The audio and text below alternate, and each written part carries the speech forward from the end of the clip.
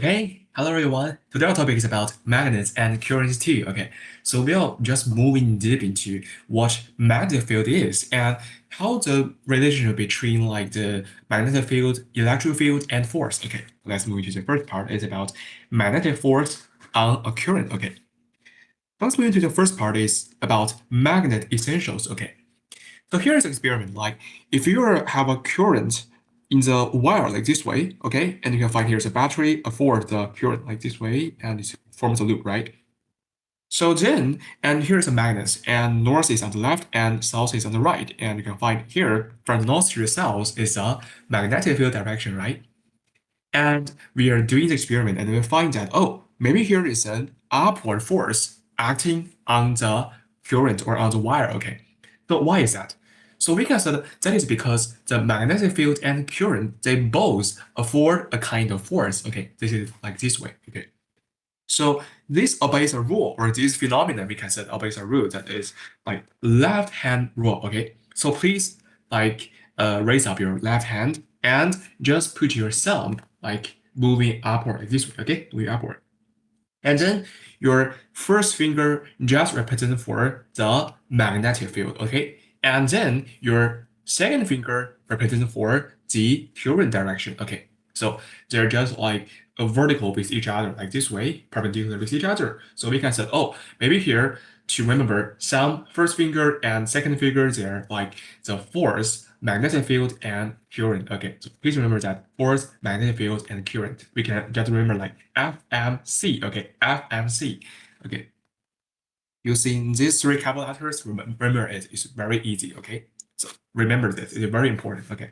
So we can say, oh, if we just know two direction, like we know the force on the wire's direction, and we know the magnetic field direction, and we can use like the force and current, okay, force, magnetic field, current, okay, so we can find oh the current direction. So if you knew that what is a magnetic field direction, what is a current direction, and then you can use in your hand to represent for the force direction. Okay, so if you know two direction, you can find another direction. This is for these usages. Okay.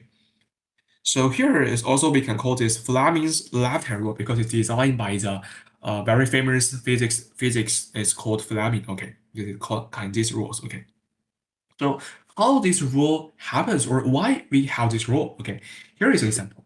At last lesson, we have learned that a simple current in a wire can like form a magnetic field, right? It's like a circle, different loops around a wire, right? So here we can say, oh, right here, it has a loop and different kinds of loops around the current, okay? And here you can find the magnetic field from North Pole to South Pole and just from N to S directly, okay? So you can find here, there is very like similar to a person are sitting on maybe a bed. You can find here the bed is unshaped like this way. Okay.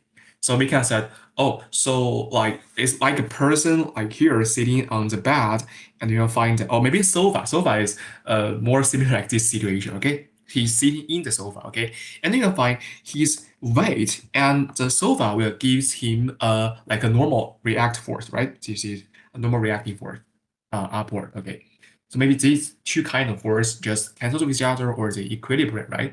So we can say, oh, this is because there is a like a resistive force with its magnetic field.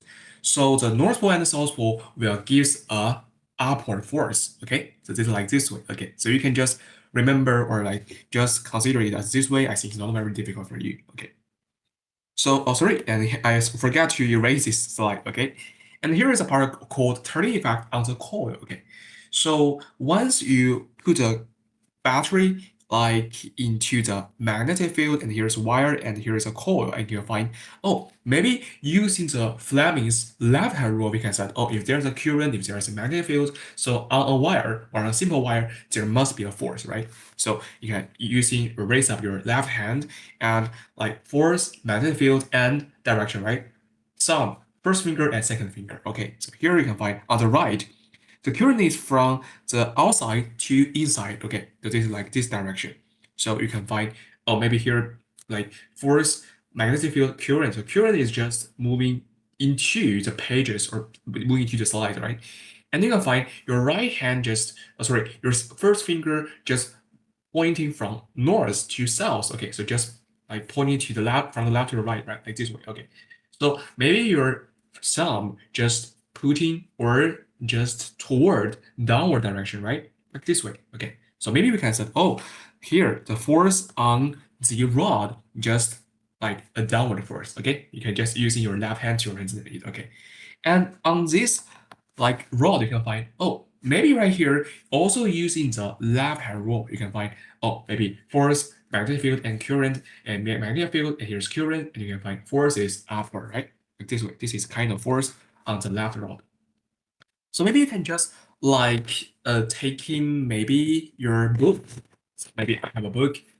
This is a calculator with me. Okay, maybe you have a book or calculator. You can just try to maybe use your right hand to rotate it, and maybe you're using your left hand to give an upward force. You can find it's rotating, right? You can find here rotating. Okay, so this is how motor forms. Okay, you can find if you are using the magnetic field, if you are using current, and it will make the like a total coil to rotate. Okay, so this is how we can tell using Fleming's left-hand rule can make a turning effect on a coil. Okay, like this way. Okay. So you also you can use it this way to making an ammeter, okay? Because you can find this is the inner structure of an ammeter.